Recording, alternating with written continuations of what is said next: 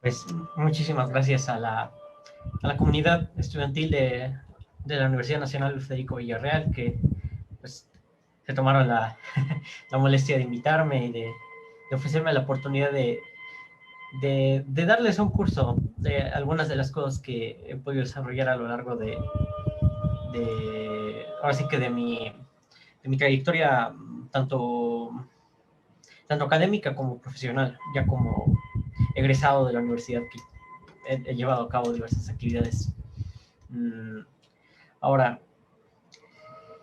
este curso yo lo preparé pensando en, pues revisé un poco el plan de estudios, el programa de la Facultad de Ciencias Económicas de la Universidad Nacional Federico Villarreal y más o menos para darme una idea de qué clase de formación económica están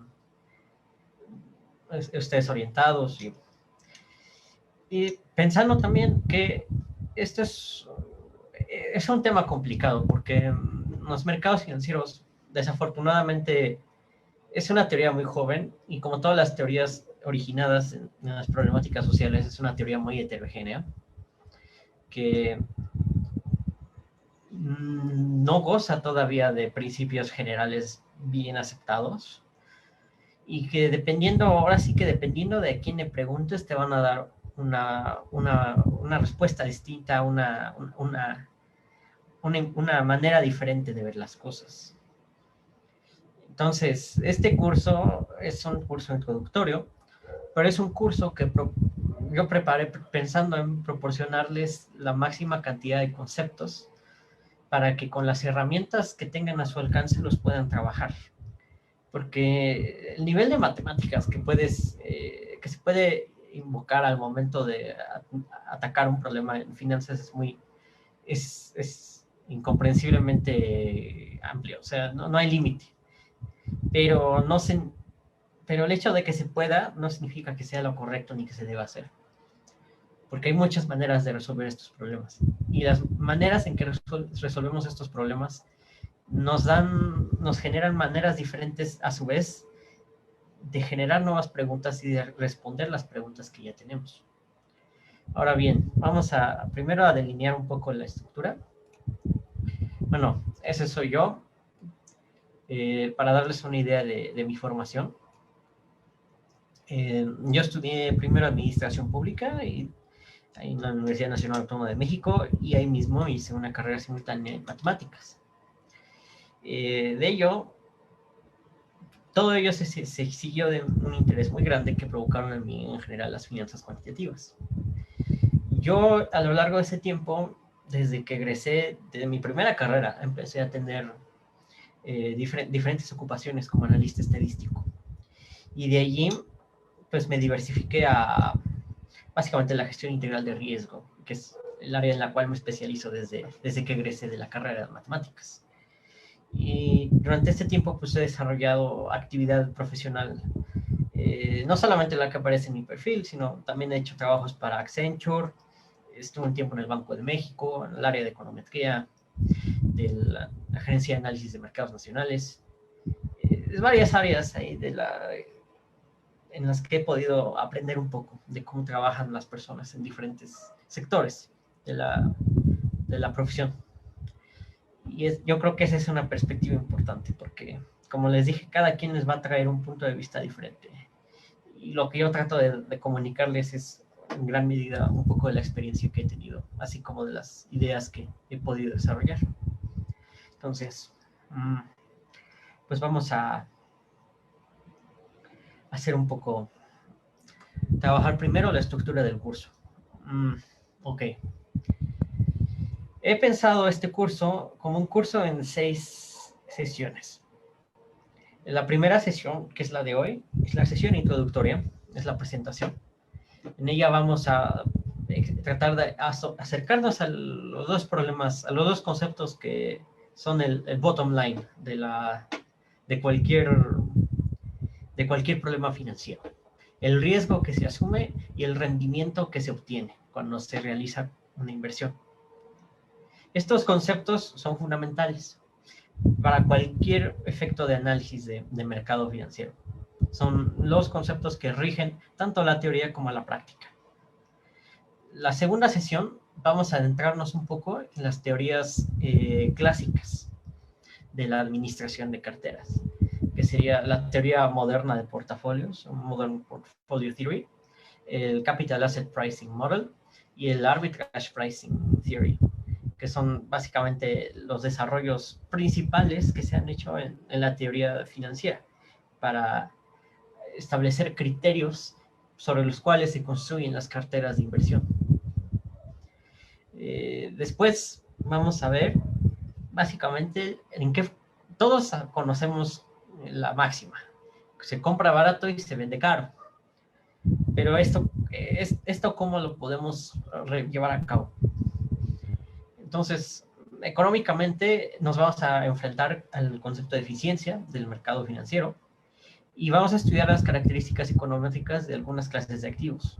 Estas características económicas son importantes porque con estas características conocemos básicamente cuál es el perfil de inversiones que tienen diferentes clases de instrumentos. Y sobre esos perfiles de inversiones construimos estrategias de inversión que correspondan mejor a las necesidades de inversión para lo que sea que estamos tratando de invertir, ya sea un cliente institucional, ya sea un cliente privado, en banca privada, todos los clientes tienen diferentes perfiles de inversión y en base a esos perfiles de inversión es como se construyen estrategias, pero la manera de hacerlo es investigando las características de los activos sobre los cuales se pueden invertir. Después vamos a hablar un poco de macrofinanzas, que es la relación entre las variables macroeconómicas y los mercados financieros. Las macrofinanzas son importantes y son un problema controversial, porque van a tener que ver con el análisis, lo que llaman análisis fundamental, en términos de los valores individuales, y también van a tener que ver con cómo interpretamos a veces el comportamiento general de los mercados financieros. Después, siguiendo esa misma línea, vamos a abordar un poco lo que son las burbujas especulativas y las finanzas conductuales.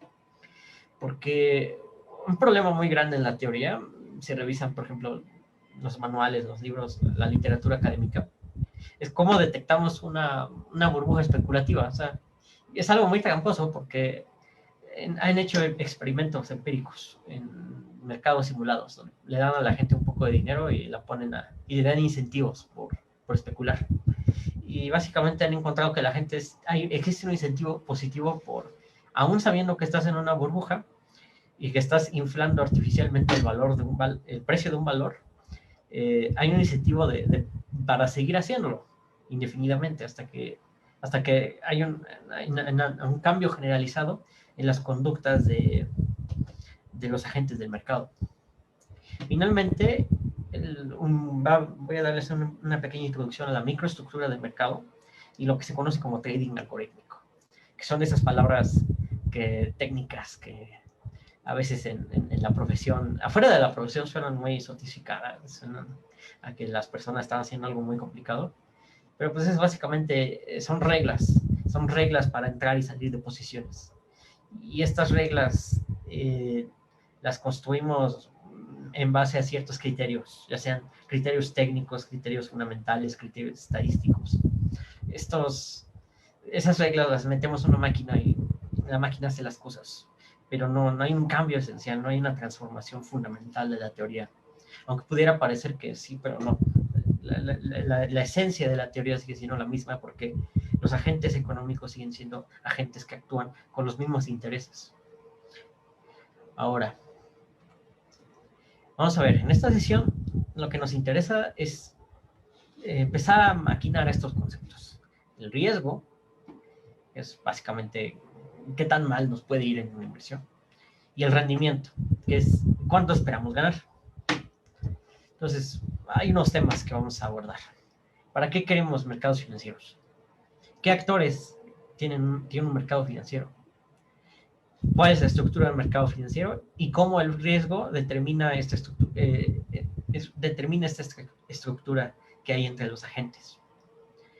La relación que hay entre el riesgo y el rendimiento de un instrumento, que es una relación empíricamente demostrada, pero que al momento de construir, eso va a ser un detalle que vamos a abordar eventualmente. Cuando fijemos en la econometría, tenemos que clarificar esta relación, porque hay una regla de los que los norteamericanos llaman regla del pulgar o rule of thumb, que nos da un criterio así simplón para empezar a asignar recursos entre riesgo y rendimiento, pero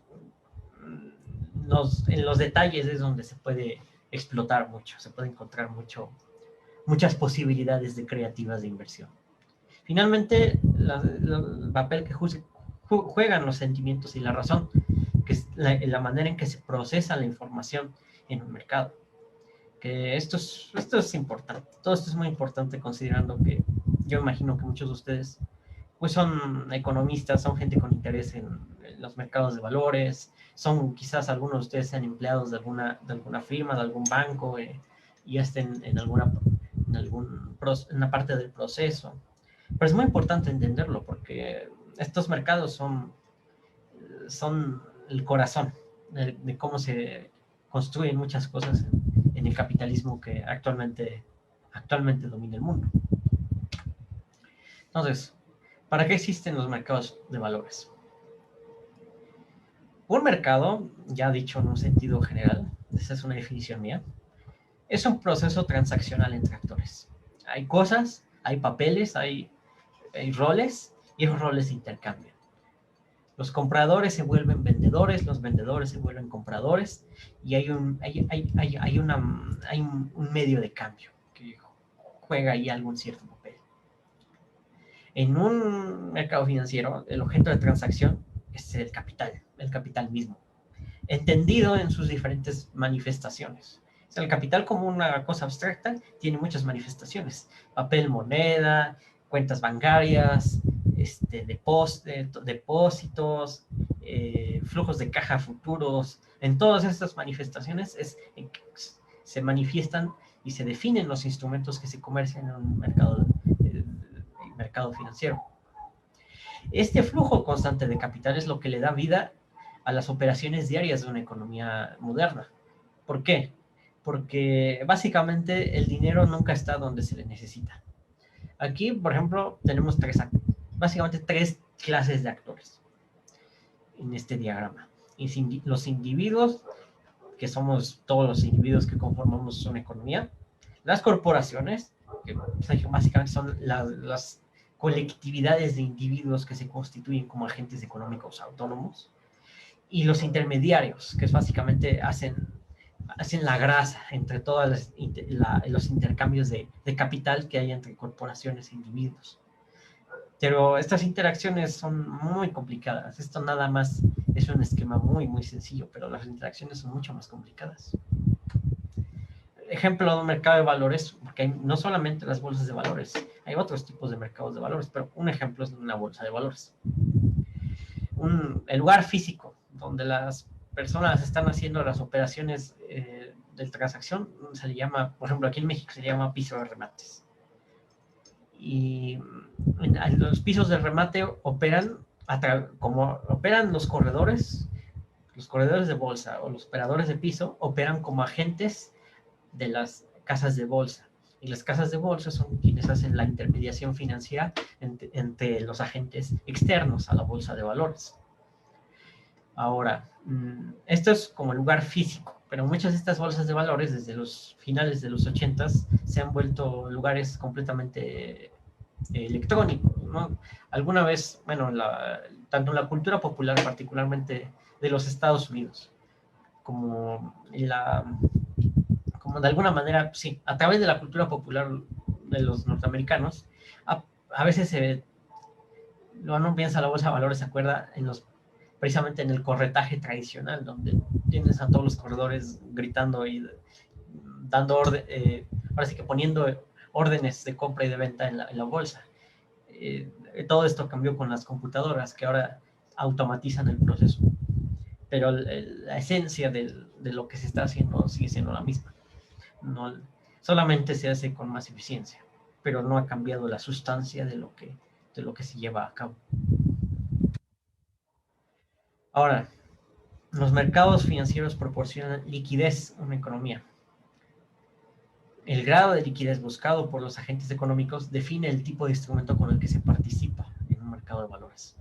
¿Por qué liquidez? Porque, como mencioné anteriormente, el problema es que el dinero no está cuando se debe, cuando se le necesita, en los montos en los que se necesita. Por ejemplo, una empresa, una compañía privada, una corporación privada, necesita dinero y va a tener unos ciertos flujos de caja internos. Y ellos van a, en principios de mes o en cierto periodo, compran sus insumos, compran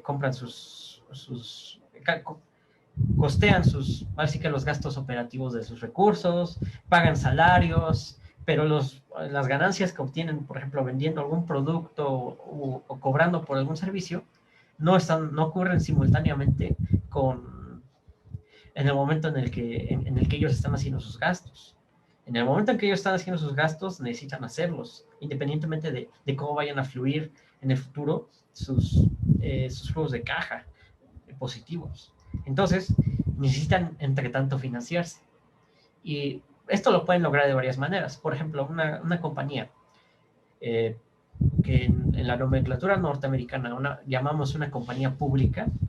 Una compañía es pública porque ofrece sus acciones, porque en teoría cualquier ciudadano puede intermediar y acceder a comprar valores de esa empresa a través de un corredor de bolsa.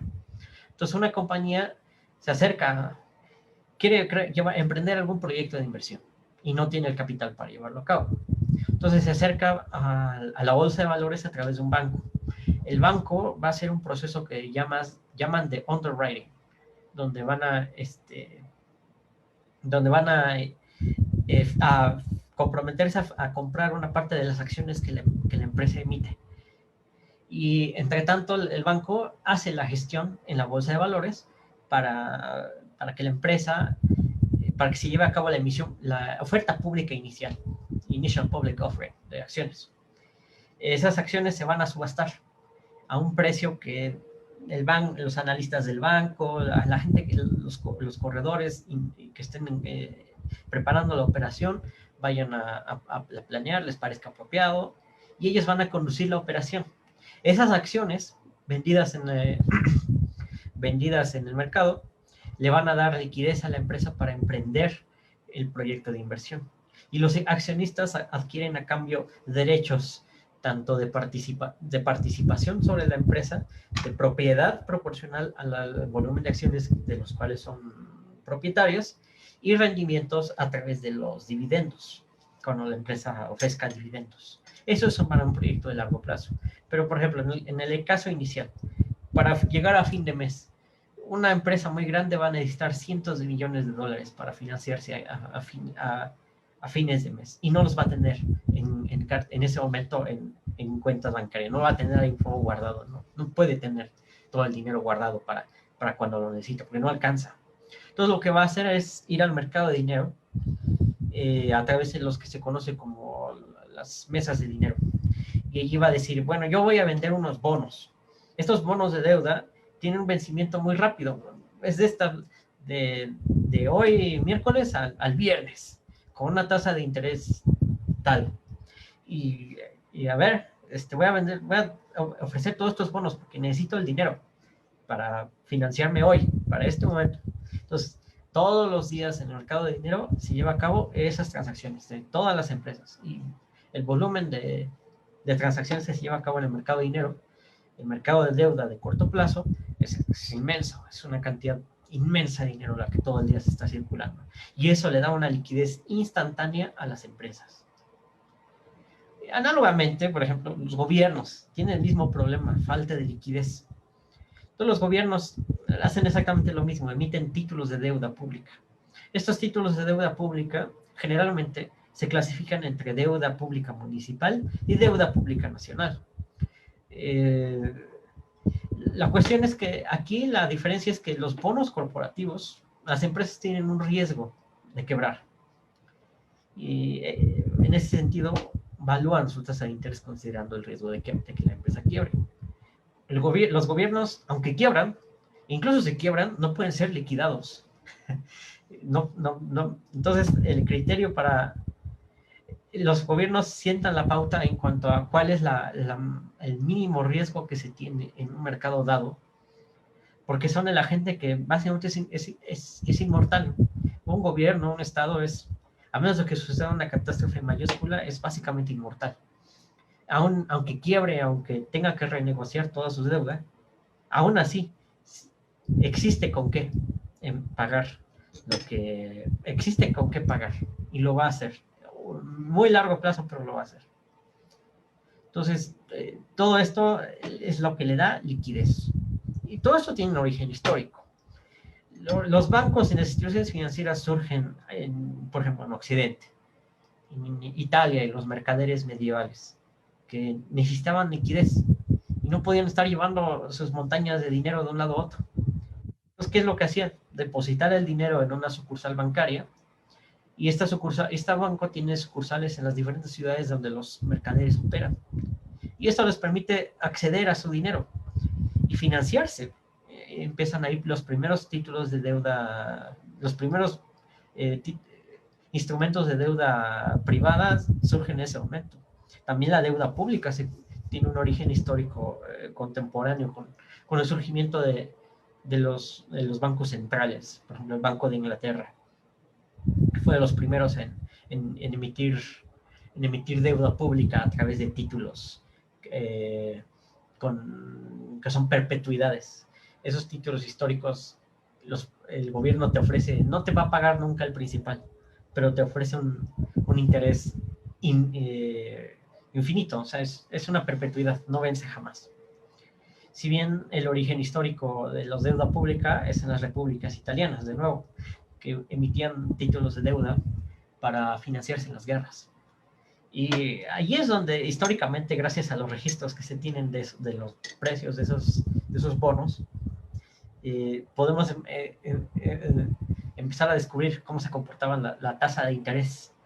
Ya desde esos tiempos históricos conocemos las relaciones entre la tasa de interés y los precios de los bonos y las condiciones económicas. Eso es algo interesante que podemos abordar después si a alguien le llama la atención. Sí, por ejemplo, los títulos en Estados Unidos, que es como la referencia debido a que la mayor parte de la economía global está dolarizada, se lleva a cabo las operaciones en dólares. En Estados Unidos hay dos tipos de títulos de deuda. Bueno, no dos tipos, hay muchos tipos, pero los nombres difieren dependiendo de que si es deuda pública de corto plazo o de largo plazo. Cuando son títulos de corto plazo como este, se les llaman bills. Y la tasa de interés sobre la cual se cobran, la cual pagan estos bills del tesoro, es la tasa de interés de referencia que generalmente se usa para el análisis económico, ya sea de portafolios de inversión, de derivados, de diferentes instrumentos en el mercado. Mientras que los instrumentos de largo plazo, que se llaman bonds, en la nomenclatura norteamericana, se usan para procesos, para evaluar instrumentos de más largo plazo, como por ejemplo los warrants, que son derivados con tiempos de ejercicio mayores a un año. Muy bien. Ahora, aquí voy a hablar de un par de clases importantes de activos. En sesiones posteriores vamos a detallar algunas clases más de activos. Pero en esta sesión nada más vamos a discutir los dos tipos, digamos, básicos de instrumentos de inversión en el mercado de valores.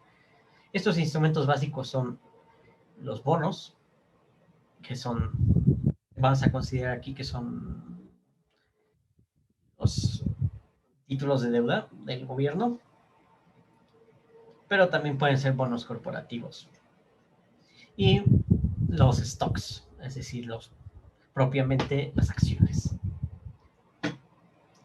Ambos, bonos y stocks, tienen en común que pagan.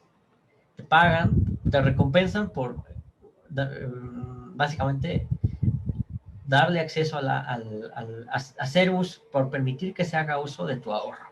Eso es lo que te están pagando. Ahora bien,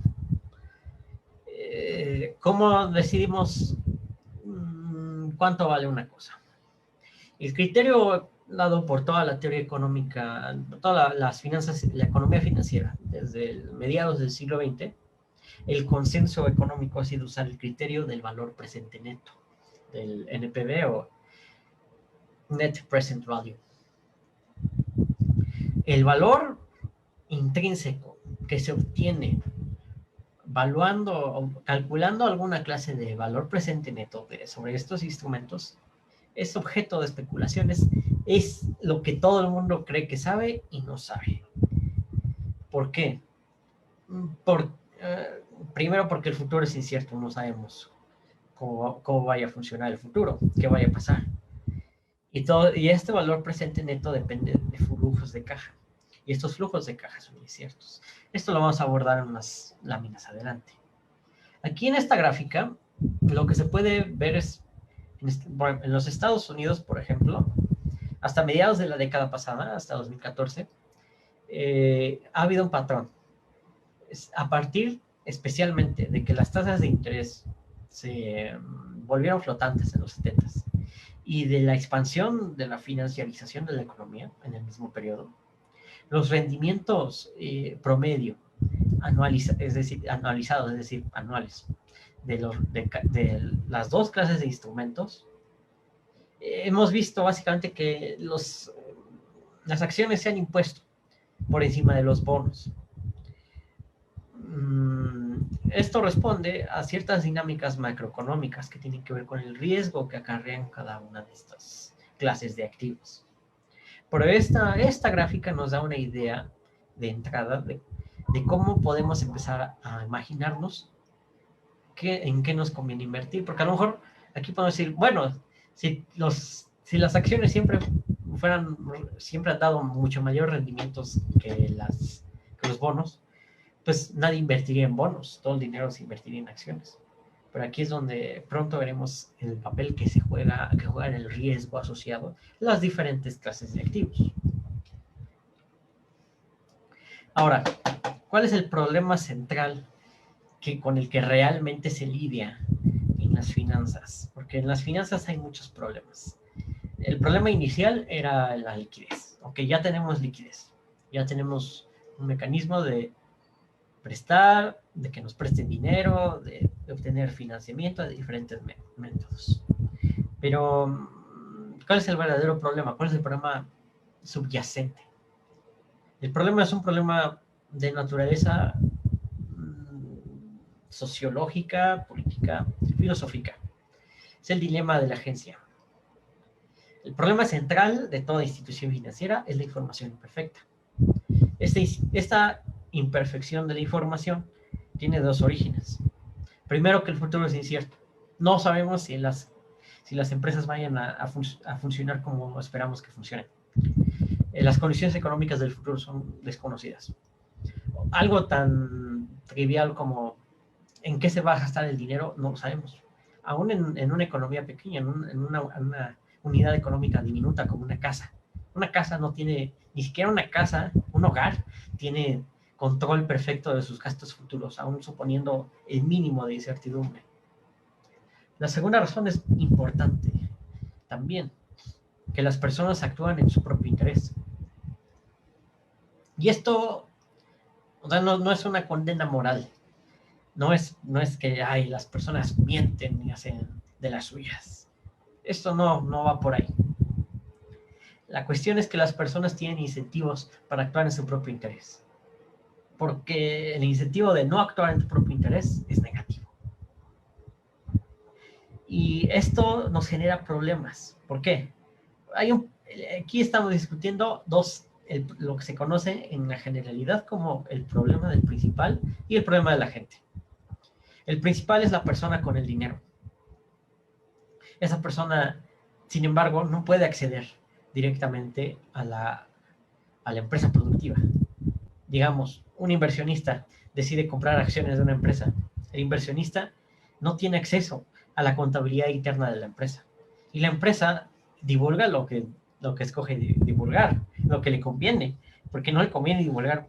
A nadie le conviene dar noticias malas, porque naturalmente el miedo al futuro, el miedo a las desenlaces negativos, tiene un efecto, tiene un efecto de su propia inercia.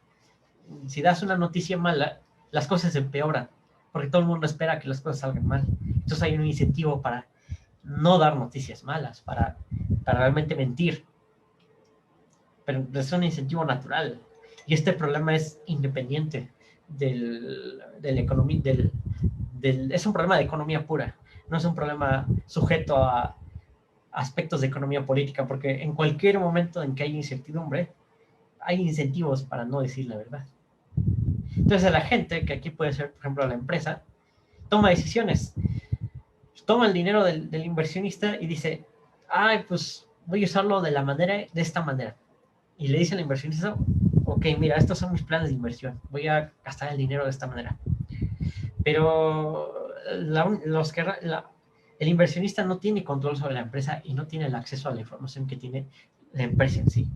Y solo la empresa tiene la información total de realmente lo que está sucediendo en sí misma. Entonces, la empresa siempre va a tener un incentivo para mentir si las cosas salen mal. Y el principal no tiene manera de evitar esto. No puede, o sea, no hay mecanismo directo que permita que impida que la empresa actúe en su propio interés mintiendo. Entonces todo esto, pues nos dice, pues, ok, pero el principal, hay una intermedia en la confianza. ¿Cómo podemos hacer que esto funcione si de alguna manera, si no hay mecanismo que regule esto va a ser un desastre siempre? Entonces, ¿cómo lo podemos resolver? La cuestión va a ser inventar una manera de que el principal y el agente tengan mecanismos para que las cosas, cuando salgan mal, haya un incentivo para que las cosas, para que el principal no pierda todo su dinero y para que la gente haga lo correcto, haga lo que debe hacer y una contingencia, un medio de qué pasa con el capital que ofrece el principal, cómo se recupera. Porque de otra manera, este tipo, si revisa la literatura de finanzas económicas, cuando hay este problema de principal agente, y suponiendo que las personas actúan como personas, la consecuencia económica es que proyectos que, por ejemplo, son de muy bajo riesgo, pero tienen un valor presente neto bajo, son excluidos del proceso de selección de proyectos de inversión, porque la falta de información hace que esos proyectos se vuelvan económicamente no redituables para el principal. Es allí que tengamos que inventar algo para resolver esto. Y la manera en que lo resolvemos es por medio de las instituciones financieras. En el diagrama, en el cuadro que les puse hace rato, aparecían los intermediarios. Y aquí vamos a ver exactamente el papel que juegan. Los intermediarios están, de alguna manera, absorbiendo costos y implementando estrategias para contrarrestar el costo intrínseco que trae la incertidumbre sobre el futuro. ¿De qué manera? Primero, hay una cosa muy sencilla. Los inversionistas, ¿cómo empiezan? Tienen un montón de personas, todos los ahorradores de una economía. Y esto es un problema, o sea, esto es una aclaración que hay que hacer, que es importante. Todas las personas que viven en un estado moderno son partícipes del mercado de valores, todas, salvo las personas que no tengan cuentas bancarias, que guarden todo su dinero bajo del colchón ahí en su casa, y que no tengan absolutamente ninguna clase de relación con ningún banco, ni con el gobierno, ni con las agencias impositivas. esas personas no viven en el sistema financiero. Pero todas las demás personas, todas las demás personas consideradas como agentes de una economía formal, son partícipes del mercado financiero, ya sea a través de su cuenta bancaria, ya sea a través de su fondo de pensiones, o ya sea directamente como participantes. Pero todo el mundo participamos en el mercado de valores, queramos o no. Estos ahorros que tenemos nosotros en los inversionistas, los invertimos a través de las instituciones financieras, los bancos, las aseguradoras, los fondos de inversión, los fondos de pensiones. Y estas, nosotros esperamos tener rendimientos proporcionales a la cantidad que invertimos. Y rendimientos, por ejemplo, si es una cuenta bancaria, esperamos que sean seguros. Lo que nos vincula con la mayoría de las instituciones bancarias y muchas instituciones financieras es lo que se conoce en la teoría económica financiera como un contrato de deuda con liquidación. Si la economía, si la institución financiera a la que confiamos nuestro dinero falla, nosotros somos los partícipes de los rendimientos que se obtengan por la liquidación de la institución financiera. Ahora, ¿qué está haciendo la institución financiera? La institución financiera consolida los ahorros de los inversionistas, paga un interés a no todos los que depositamos el dinero con ella, y cobra un interés a los prestatarios, a las diferentes empresas y agentes económicos que buscan financiación. La parte de consolidación es muy importante, porque la consolidación de los ahorros es como las instituciones financieras disfrutan de garantizarnos a ellas mismas y a los ahorradores un riesgo muy disminuido. ¿Por qué? Porque, digamos, yo no tengo 10 millones de dólares para invertir en este momento, pero puedo tener la décima o la centésima parte de eso. Yo puedo llegar y con que tenga una cuenta bancaria con un capital mínimo. Llego con 100 dólares, deposito en mi cuenta bancaria. Ya yo ya estoy formando parte de las estrategias de inversión de la institución financiera, del banco, quien esté intermediando a nombre mío. Y ahora, mis rendimientos son proporcionales a mi inversión inicial. Pero el hecho es de que de otra manera, no hay suficientes inversionistas multitillonarios para financiar todas las cosas que necesitan financiar en una economía. Y estos esquemas que han sido incentivados desde la segunda mitad del siglo XX han tenido el efecto de incrementar la cantidad de capital disponible para invertir. Ahora bien, ¿qué hacen las empresas? Bueno, las empresas, digo, el banco, el fondo de inversión. El fondo de inversión toma la decisión. Bueno, hay una serie de proyectos, una serie de empresas que se acercan con nosotros y nos dicen, hola banco, necesito dinero para tal cosa. Oye, necesito, no sé, una inversión muy fuerte a lo largo de tantos años para construir un proyecto con estas características. Esas empresas están llevando a cabo su riesgo operacional. Ellos tienen sus pérdidas, tienen sus ganancias, todo eso. Ese riesgo operacional es el que se traduce en riesgo financiero para quienes están financiando la empresa, que son los inversionistas a través del banco. Esa incertidumbre son los proyectos, ¿cómo la combate el banco? El banco puede pagar los costos de observabilidad, puede contratar diferentes tipos de agentes legalmente constituidos ahora sí que para que vayan y vean qué está pasando. Y estos agentes, estos observadores, tienen la facultad de efectivamente ver y decir, pues está pasando X, está yendo bien, les fue bien en la inversión. O decir, no, les fue muy mal. ¿Ahora qué hacemos? Pero ya estos costos de observabilidad que para un inversionista individual quizás serían incosteables, porque no es barato pagar los costos. Ahora, gracias a la consolidación del ahorro, gracias a que no es un inversionista, sino 100,000 inversionistas, cada uno contribuye una pequeña cantidad de dinero. Gracias a eso, ahora el banco puede costear eso. Esto sí, en un sentido ideal. Ya cuando todos... porque, de nuevo, esto es como nos gustaría que funcionara. Incluso cuando funciona así, no deja de haber problemas. Pero cuando los bancos hacen el mal, cuando las empresas hacen el mal, cuando los inversionistas hacen el mal deliberadamente, eso ya es otra cosa.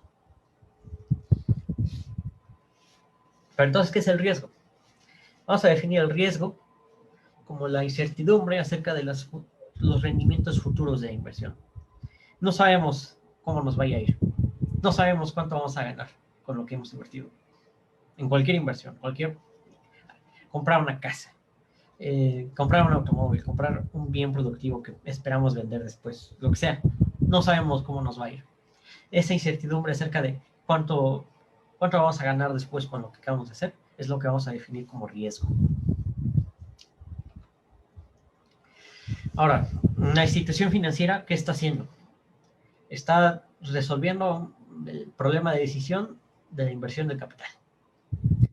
La institución, como intermediario, tiene que inventarse criterios para decidir asignar diferentes cantidades de recursos a diferentes proyectos y cobrar diferentes tasas de interés a los prestatarios. Entonces, los valores esperados de estos valores presentes netos nos van a definir el face value de lo que se otorga a la empresa, que es básicamente cuánto espera el banco que se le devuelva. Entonces, por ejemplo, aquí en el diagrama tenemos que los inversionistas le dieron su dinero a la institución financiera. Esta institución tiene, por ejemplo, en las inversiones riesgosas, inversiones que considera que hay incertidumbre, tiene, por ejemplo, dos proyectos. Un proyecto A con un cierto valor presente neto, A, un proyecto B con un valor presente neto B, y aparte cuenta con una inversión libre de riesgo, por ejemplo, en títulos gubernamentales, que vamos a llamarle el proyecto C, que es porque el gobierno está usando ese dinero para construir carreteras, para pagarle a los funcionarios públicos. También es un proyecto de inversión. Entonces, este proyecto va a ser, entre comillas, libre de riesgo. Entonces, ¿cómo le hace la empresa? Esto es un problema que vamos a ir abordando en sesiones posteriores. Un criterio que vamos a estudiar, que es cómo decidimos cuánto riesgo y cuánto rendimiento tomar.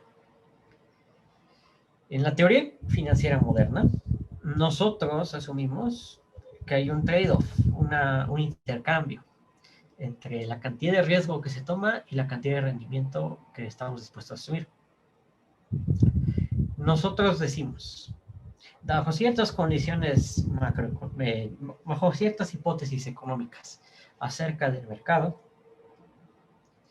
en el Capital Asset Pricing Model, nosotros suponemos que el promedio de los rendimientos del iésimo de cualquier un activo I va a ser la tasa de rendimientos libre de riesgo, que va a ser, por ejemplo, los rendimientos de los títulos de deuda gubernamentales sobre el mismo periodo, por el riesgo no diversificable del activo, que llamamos beta, que está actuando sobre la diferencia entre el riesgo de mercado, el valor esperado de los rendimientos de mercado, menos el rendimiento libre de riesgo. Vamos a estudiar esta ecuación en la sesión correspondiente. Vamos a ver cuál es la lógica detrás de este criterio de evaluación. Este riesgo no diversificable es básicamente, en términos estadísticos, qué tan correlacionado está con los movimientos del mercado en los cuales estamos llevando a cabo el análisis. Entonces, La relación empírica entre el rendimiento de un instrumento y su nivel de riesgo la estamos asumiendo en términos de las estadísticas que tenemos acerca de los rendimientos del instrumento. Ya sea, en este caso, sus estadísticas de tendencia central, que es el promedio, y la dispersión, que es la desviación estándar. Con esas estadísticas base ya podemos empezar a hablar de lo que está significando analizar la relación entre el riesgo y el rendimiento de un instrumento. Eso es, por ejemplo, una técnica para seleccionar activos en una inversión. Pero tenemos que ir construyendo nuestras herramientas. Empíricamente,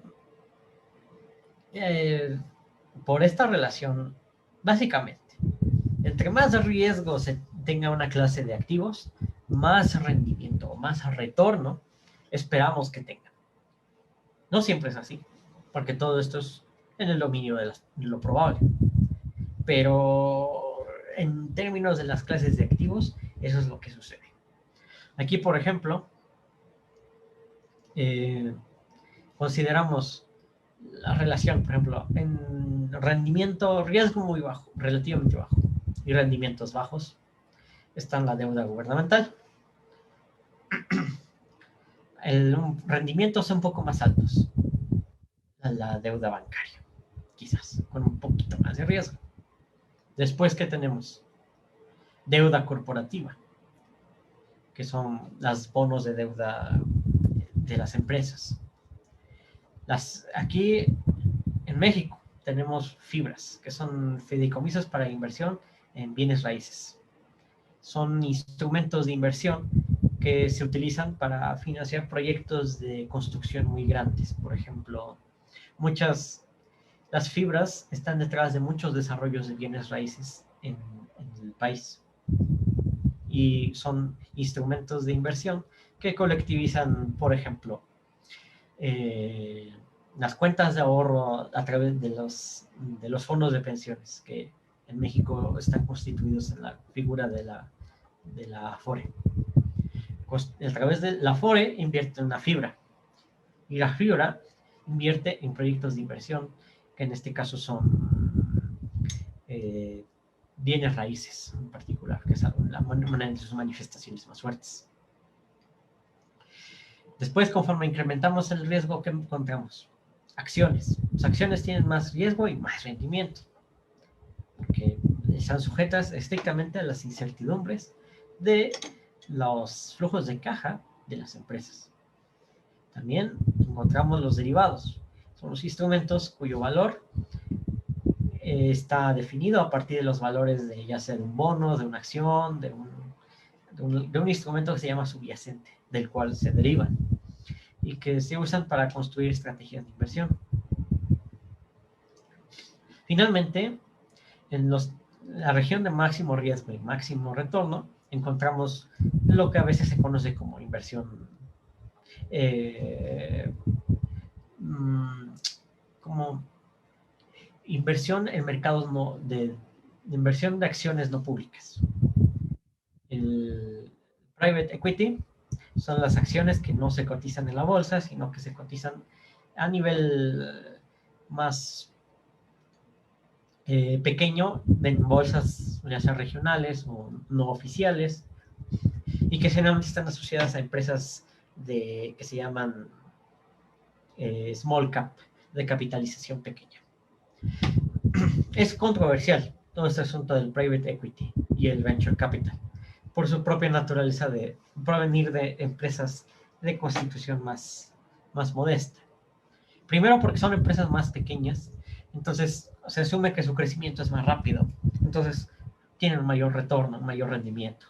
Pero también por lo mismo, al no ser empresas grandes de un ramo, constituidas con una historia y una fortaleza propias, también se asume que tienen más riesgo, porque pueden quebrar más fácilmente que una corporación grande, una blue chip, se les llama a las corporaciones grandes, bien constituidas en el mercado. Lo mismo el venture capital, son las empresas que y llevan a cabo proyectos ambiciosos sin ser grandes corporaciones. Son inversiones para las cuales el acceso es indirecto generalmente a través de un servicio de corretaje directo. Ya no es a través de las bolsas de valores del mercado secundario, sino a través de un servicio más directo con la empresa. Y por lo mismo es mucho más irregular. No sé si alguna vez, por ejemplo, esta película, El Lobo de Wall Street, ¿cuál era el negocio de fraude de las empresas como la que aparecen representadas? Esas empresas hacían un fraude, que era vender precisamente acciones que nosotros situaríamos en esta esquina de empresas ficticias o de empresas con constitución legal, con constitución económica muy, muy dudosa. Y lo que hacían era precisamente venderlas no a través de una bolsa de valores, sino venderlas a través de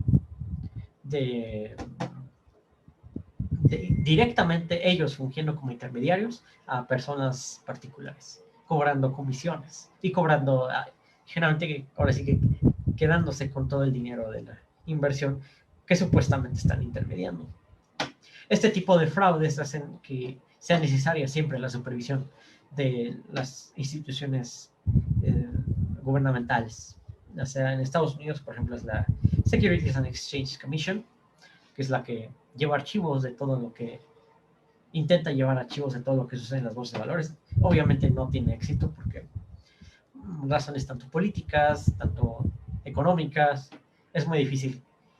Hay grandes fraudes históricos, como los de Enron, empresas que mienten a gran escala acerca de sus estados financieros o que usan lo que se llama contabilidad creativa, de otras maneras, un fraude contable, para falsificar sus registros, falsificar su actividad económica, falsificar sus estados financieros y con ello inflar el precio de sus acciones, ellos mismos enriquecerse vendiéndolas de una manera fraudulenta, en fin.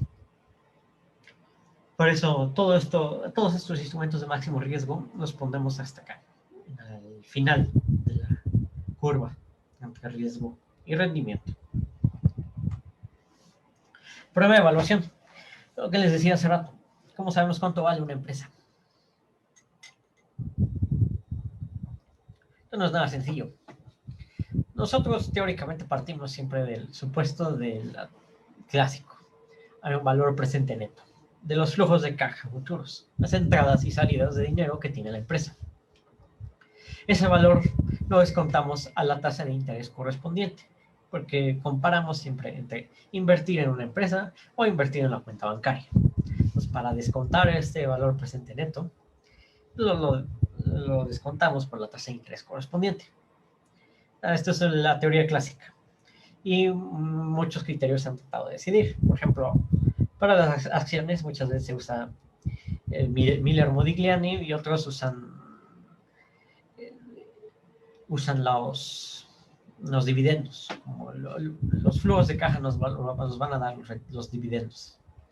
Entonces, usamos esa información para evaluar y decir, bueno, esta empresa, basándome en los flujos de caja de sus dividendos o de sus flujos de caja internos, vale tanto.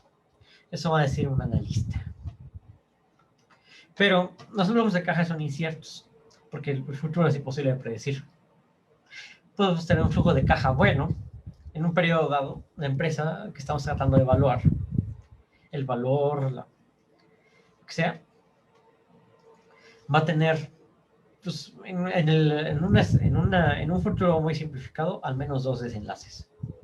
Un flujo de caja bueno va a ganar dinero, un flujo de caja malo, que puede que gane menos dinero o puede que pierda, pero al menos hay dos desenlaces posibles, con una probabilidad que no podemos medir, porque no es un experimento de matemáticas accesible, así no sabemos las probabilidades de antemano, porque los rendimientos pasados no son garantía de los rendimientos futuros. El pasado no es una copia exacta del futuro, incluso teniendo las mejores estadísticas y las mejores herramientas matemáticas. Entonces, cada uno de estos flujos de caja, formalmente diríamos, es una variable aleatoria. ¿Cuántos valores puede tomar? No lo sabemos. ¿Con qué probabilidades puede tomar esos valores? No lo sabemos. ¿Cómo podemos calcular esas probabilidades? Si asumimos que el pasado va a ser igual al futuro, con las estadísticas de los rendimientos del activo, suponiendo que tengamos a mano las estadísticas. Pero entonces la evaluación no es sobre los flujos de caja en sí, es sobre el valor esperado de estos flujos de caja. Tomamos promedios. Eso es lo más razonable. Esta esperanza, que es la esperanza del valor presente neto, va a ser la suma de las esperanzas de cada uno de los flujos de caja, descontados a valor presente. Entonces, el problema central de la evaluación, de todo lo que hacen todos los analistas de mercado, es determinar un método correcto de calcular este promedio. Esto nos lleva a muchas preguntas. Por ejemplo, en los 70s, en los 80s, inventaron la teoría de opciones reales, donde usaban las técnicas surgidas para la evaluación de derivados, aplicándolas a la evaluación de proyectos de inversión real, en la economía real. Pero de nuevo, son herramientas teóricas. Aquí nos metemos también en el problema fundamental de qué herramienta de análisis usar, qué aproximación y qué filosofía de análisis usamos. En el análisis fundamental, que es el análisis de las noticias económicas y de las métricas de los estados financieros de las empresas. Es donde nos fijamos en los precios de las acciones y los comparamos con, por ejemplo, precios sobre earnings y las diferentes métricas fundamentales. Precios sobre earnings descontados, precios sobre ventas. Estas diferentes métricas las usamos para decir la empresa vale tal comparado con su precio de mercado. Y basándonos en esa diferencia entre el precio intrínseco que nosotros estimamos y el precio real del mercado, nosotros damos una valoración y decimos, pues el precio es por debajo de su valor intrínseco, entonces está barata, ¿vale? Conviene comprarla. No, al revés, el precio es demasiado caro comparado con lo que realmente vale esa empresa. Entonces, no vale, si la tenemos en portafolios, hay que venderla. Esa filosofía de inversiones es la que suscriben, por ejemplo, gente como Warren Buffett, que es un tipo muy rico. Y es muy astuto, muy hábil para detectar qué cosas valen más. Pero es muy difícil, o sea, hay millones de analistas en el mundo haciendo todo el tiempo este trabajo.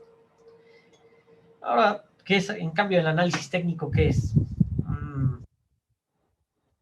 El análisis técnico es decir, yo no voy a hacer ese análisis, voy a dejar que todos los demás lo hagan. Y yo me voy a fijar en cómo está reaccionando el mercado respecto a los análisis que todas estas personas están haciendo. Yo no voy a hacer el análisis fundamental, otros están haciendo el análisis fundamental.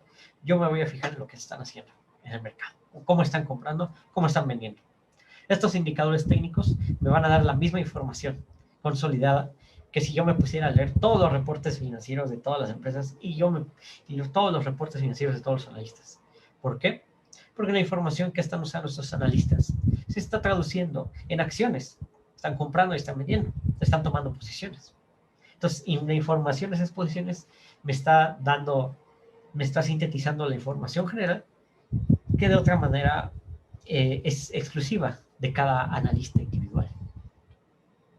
Pero es un tema controversial. Hay gente que dice, no, una cosa es lo buena y otra cosa es mala. Y es una cosa de filosofías de inversión. Y finalmente vamos a discutir el problema de la información. Este es un problema muy importante, porque de nuevo, incluso ya sabemos que el futuro es incierto y que las cosas no van a salir como esperamos. Pero la parte complicada es que como los mercados no están reaccionando al presente. El presente está dado. El precio actual, el presente y el pasado ya sucedieron. Están atrás. Lo que está sucediendo en los mercados es que se está tratando de anticipar lo que va a suceder. Y eso genera un proceso muy complicado de procesamiento de información. Algunas consecuencias de este proceso de información los vamos a abordar después, cuando veamos la parte de finanzas conductuales. Pero a ver, como los mercados están tratando de anticipar los eventos económicos, tenemos que el comportamiento de los mercados sucede como consecuencia del cambio de tales expectativas. Hoy, los mercados esperan, por ejemplo, que las cosas se recuperen. Hubo una caída muy fuerte en marzo, porque el virus. Pero independientemente de por ejemplo, los reportes que están dando los grandes bancos, los bancos centrales, la economía real, los inversionistas que están en la bolsa, esperan una recuperación rápida. Por eso en los últimos meses hemos tenido un mercado a la alza en la mayoría de las bolsas de valores del mundo. Que esto sea cierto, ¿no? Eso es otra cosa. Simplemente la acción de los mercados está reflejando las opiniones que tienen los actores que están en ellos. ¿Y qué actores hay? Pues los inversionistas privados, gente que actúa con su propio dinero, los inversionistas institucionales, las bolsas los fondos de pensiones, los bancos, las casas de bolsa, que están actuando como grupos de individuos constituidos bajo una directriz más o menos común. El gobierno, las agencias económicas están dando información macroeconómica de cómo está comportándose la economía real. Y las emisoras, la información que viene de las emisoras de acciones, de los proyectos que suceden, las calificadoras de crédito que tratan de anticipar la condición crediticia de los diferentes agentes económicos, todos ellos están intercambiando información. Entonces, el mercado no solamente está reaccionando en respuesta a la información que viene, por así decirlo, de afuera, está reaccionando en respuesta a sí mismo. Y esto le llamamos una forma de sinergia. El mercado tiene su propia dinámica. Y por eso a veces en las noticias económicas los analistas dicen y dicen y dicen y dicen y dicen. Y hablan y hablan y dicen, no, es que es por tal cosa, no es por esta otra cosa.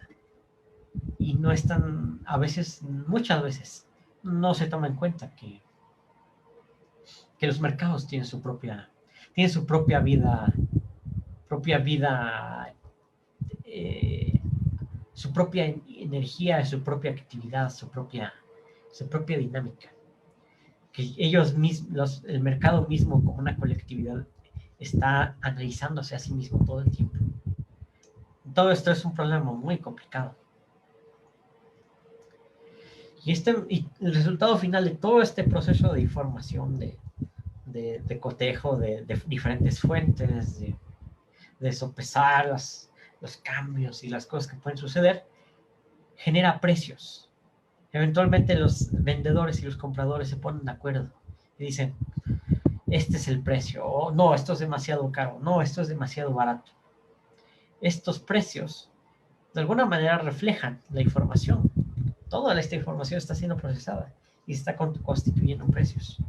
Y en la teoría financiera, a este proceso de constitución de precios a través de la información le llamamos la eficiencia. El grado de eficiencia que tenga un mercado va a depender de muchas cosas. Y se han hecho diferentes estudios desde los 70s acerca de lo que significa la eficiencia de un mercado. Históricamente, el origen de estos estudios es Eugene Fama. Fue el que definió, y esto lo vamos a ver en la sesión correspondiente.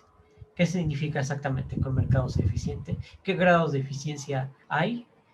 ¿Cómo medimos estos niveles de eficiencia? Y hay cosas interesantes. En un mercado, por ejemplo, eficiente, de acuerdo a la teoría, es imposible vencer al mercado. Un mercado eficiente no puedes ir contra él ni sentirte más listo. porque hay tanta información, hay tantos analistas y tantas cosas tan bien organizadas, que no hay forma de que tú, como actor individual, se te ocurra una idea brillante o descubras, que veas algo que los demás no han visto, porque la esencia de eficiencia máxima del mercado es todo el mundo ve todo. No hay una cosa que no se haya visto. Y entonces podemos definir un mercado no eficiente como un mercado donde hay cosas que no se han visto. Estas cosas que no se han visto son las que muchas veces tratan de explotar en estrategias de inversión de diferentes estilos, ya sea fundamentales o técnicas. Estrategias fundamentales de inversión que requieran de ineficiencia es, por ejemplo, descubrir empresas muy infravaloradas, que tienen un gran futuro y que nadie les está prestando atención, porque todas las miradas están puestas en otra cosa, la gente está pensando en otras cosas y no está viendo una gran oportunidad. Esa gran oportunidad fundamental la ven, la toman y dicen, y la atinan, hay gente que la atina, hace un análisis muy completo, descubre, esta empresa es una excelente oportunidad, voy a meter mi dinero allí y yo creo que voy a triunfar. Y a veces lo hace, otras veces no. De igual manera, la parte técnica, los chartistas, la gente que hace charting, todo el tiempo está viendo las gráficas y viendo qué sucede, inventando nuevos indicadores y cuando el mercado hay un grado de ineficiencia suficiente, puede descubrir, aquí hay una señal técnica, voy a moverme, voy a actuar. Y ya, y la vi a tiempo. Tomé mi posición, ejecuté mi compra, mi venta, lo que sea. Y me como una acción. Y me fue bien, porque vi algo que los demás no vieron. ¿Qué clases de mercados son ineficientes? Mercados más pequeños, menos constituidos. Mercados, por ejemplo, de las naciones en vías de desarrollo, que son un poco más autónomos, más chiquitos en el número de valores que tienen. Hay menos, un flujo de información mucho más eficiente, porque no hay el número de analistas que tienen, por ejemplo, en los grandes mercados de valores de los Estados Unidos o de Europa. También por lo mismo, las estrategias de inversión que se toman en esos mercados cambian. En un mercado eficiente, por ejemplo, puesto que se cumplen aproximadamente los supuestos de la teoría del Capital Asset Pricing Model, la única manera de obtener rendimientos confiables es a través de la diversificación y del trade-off entre activos riesgosos y activos libres de riesgo. Esa es la única manera de incrementar rendimientos, tomando más riesgo, invirtiendo en instrumentos proporcionalmente más riesgosos, pero que proporcionan mayor rendimiento. En el mercado ineficiente se pueden encontrar oportunidades, huecos. Y esas son las tareas del analista, las tareas del chartista, las tareas del inversionista que se proclama como un inversionista activo, un inversionista que dice, yo voy a meter mi dinero en tal lugar o en tal lugar. Entonces, todo esto no es más que un panorama de los problemas que vamos a abordar a lo largo de este curso. Yo creo, esta es la última diapositiva de hoy, pero vamos a regresar al programa. Entonces hemos establecido el riesgo es la incertidumbre sobre lo que va a suceder, sobre los flujos de caja futuros que van a resultar en el rendimiento. Estos conceptos son los conceptos sobre los cuales vamos a trabajar el curso. En la siguiente sesión vamos a trabajar un poco sobre la teoría de administración de carteras. Vamos a ver exactamente qué me refiero con que hay un trade-off, cómo se lleva a cabo precisamente este intercambio entre lo riesgoso y lo seguro, cómo construimos un portafolio a partir de esta información. Y veremos eventualmente cómo construir diferentes tipos de estrategias. Mencioné la eficiencia, mencioné las variables macroeconómicas. Entonces, hasta aquí, ahora sí que la exposición prehecha, preestablecida. Me gustaría saber si las personas tienen aquí alguna pregunta o les gustaría que agregáramos a los temas aquí alguna cuestión, cualquier cosa de las que les pueda servir aquí a las personas aquí presentes.